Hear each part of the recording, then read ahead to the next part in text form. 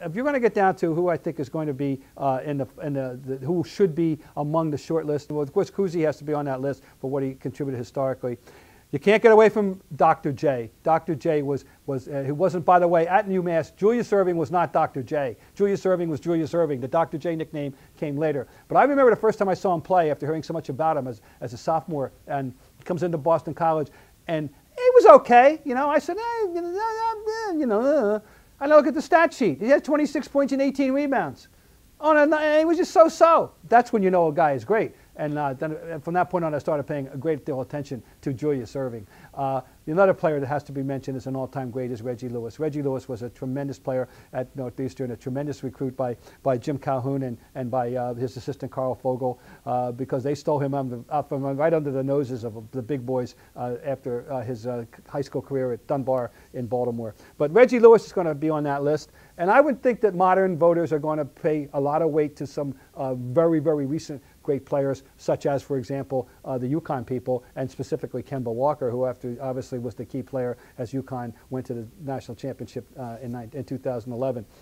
So there's a lot of good names to go through. But if you're going to come down to who I think if I would like to see on my Final Four, then I would have to go in this order. I'd have to go Jimmy Walker. I'd have to go Cousy for his collegiate impact in the late 40s. I'd have to go with Ernie DiGregorio for what he did with Providence in the early 70s, and then I would have to go finally with Dr. J.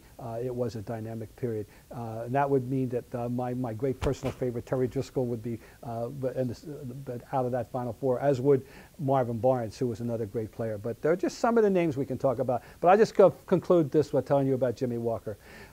Jimmy Walker was, he didn't look like he should be a player. He looked like he should be a linebacker. It was a big, burly guard. He may not have been the first guy that went through the legs with the dribble, but he's the first one I ever saw. He's the first one any of us ever saw. And until further notice, I'm declaring that he invented the between-the-legs dribble. That's a staple of every player's move in the whole world today. He was a man among boys. He dominated. He terrified opponents. When the ball was in his hands, you were helpless. Absolutely the most frightening player that I ever rooted against in any level of competition. And that would probably even include Michael Jordan on the NBA level, because of the difference between how much better Jimmy Walker was than all his competition.